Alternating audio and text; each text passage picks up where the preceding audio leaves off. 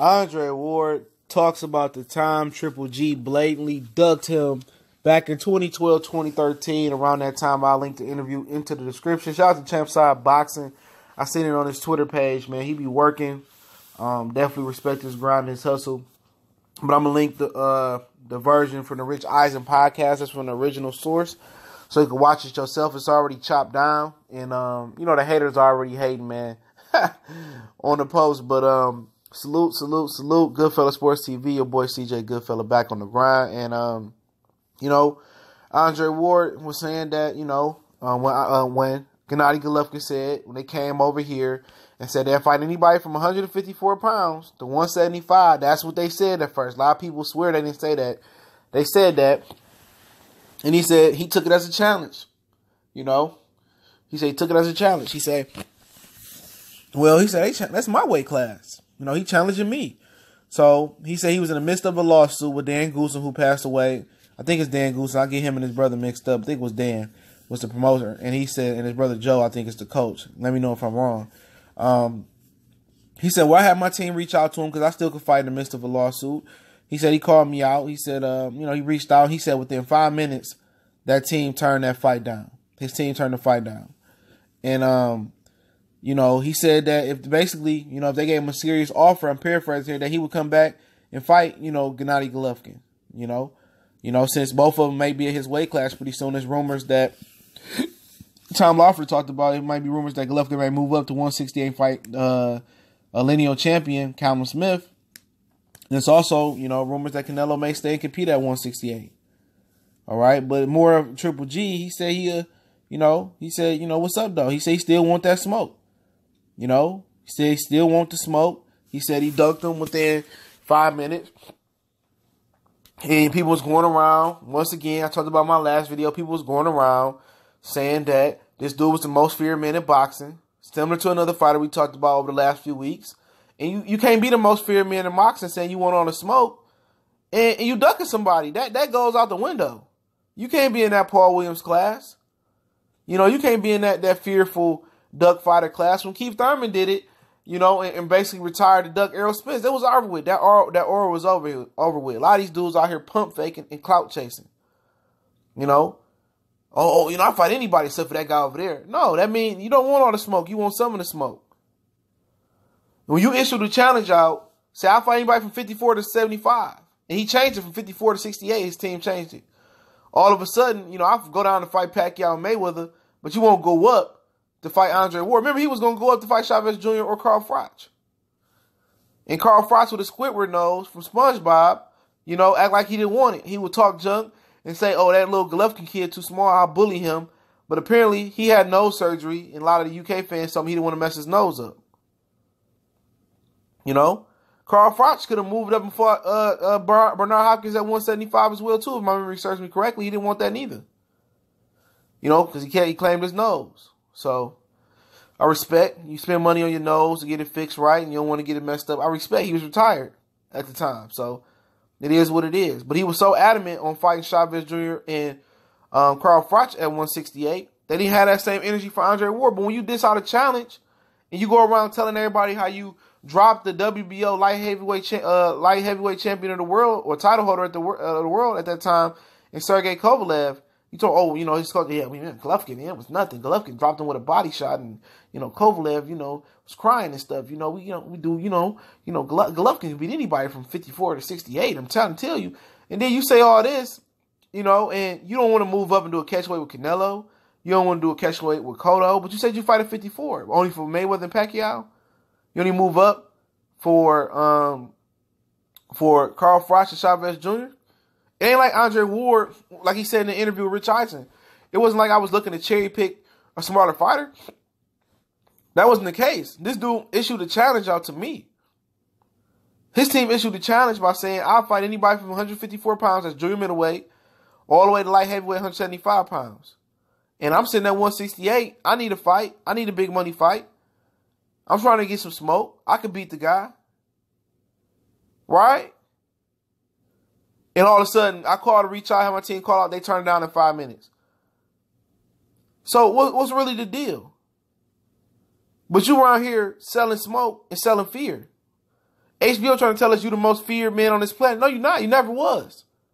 Because when it came to Peter Quillen, you know, a lot of people don't know this. Colossal Sports TV got the interview where he talked to him about it.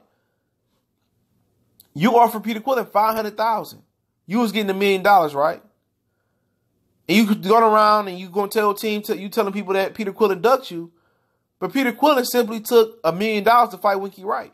So which one are you going to take? $500,000 to fight Golovkin and get shortchanged. You're going to take $1 million to fight an old Winky Wright. You're going to take the millie. See, ain't no compromising. They selling fear. I'm trying to tell y'all this for years. I've been exposing this clown for years. They selling fear. You feel me? But they don't want smoke. Behind the scenes, they ducking. Same thing with David Benavidez. David Benavidez said, I come down and fight you Cinco de Mayo, right?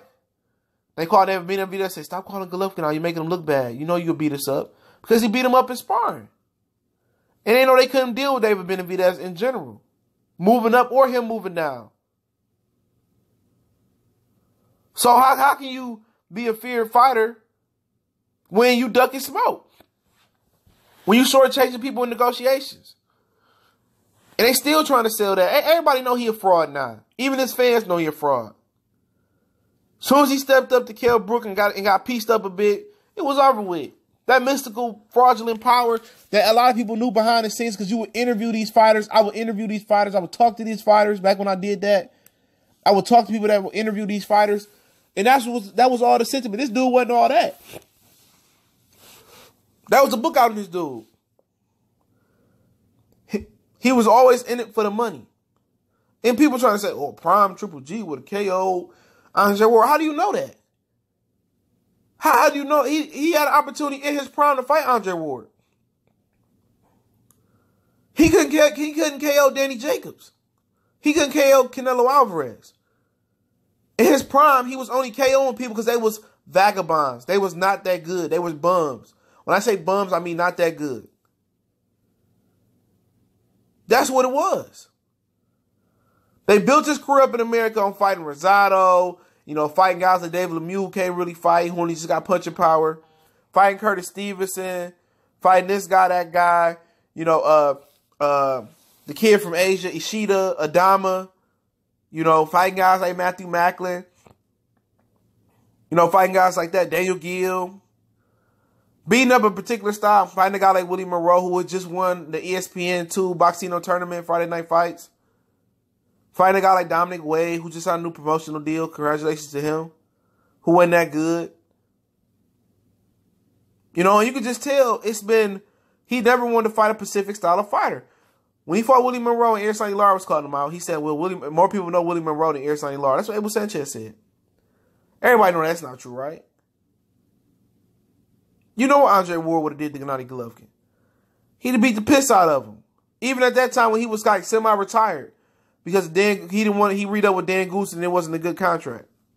He's fighting Edwin Rodriguez and guys of that nature in Southern California where he ain't had no fan base.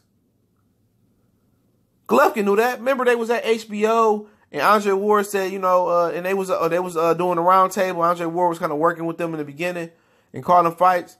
And no, Andre Ward's too much for Golovkin right now. You know, maybe in the future. Yeah, it was, like I say, man. How you going to issue a challenge out and say, oh, he's too much right now? You just said, I want anybody from 68, 75, 68, 60 to 54. How you going to be out here telling the public that behind the scenes nah, man, you know what, man? I'm telling you, he been fraudulent, man. Now, Andre Ward pressing him again, like, please send me a serious offer. I'll beat the crap out of you. Please send that contract over. Back in 2012, 2013, you didn't want to. I come off the bench, take my warm-up off, and come whoop you. No tune-up fight. You the tune-up. Golovkin gonna have that same thing. No big drama, so. You mean, he couldn't even beat Canelo. You know what Andre Ward would do to Canelo at 68? Beat the piss out of him. Make mint cinnamon with him. You know what he do to Golovkin? Golovkin wouldn't be the same. Like the Drake album, never was the same.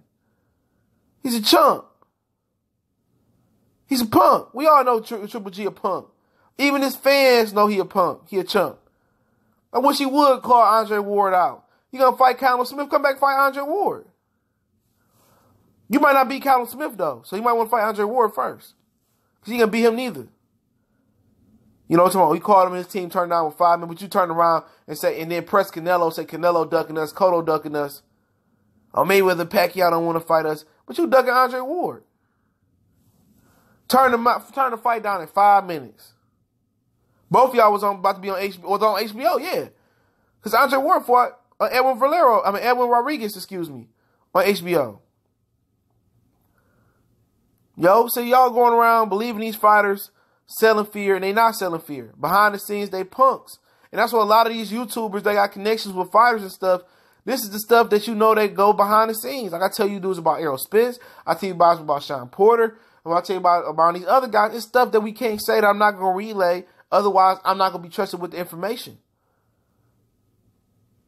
But now, eventually, it'll come to light. And eventually, like Fred from Barbershop Conversation tell y'all, it'll make sense.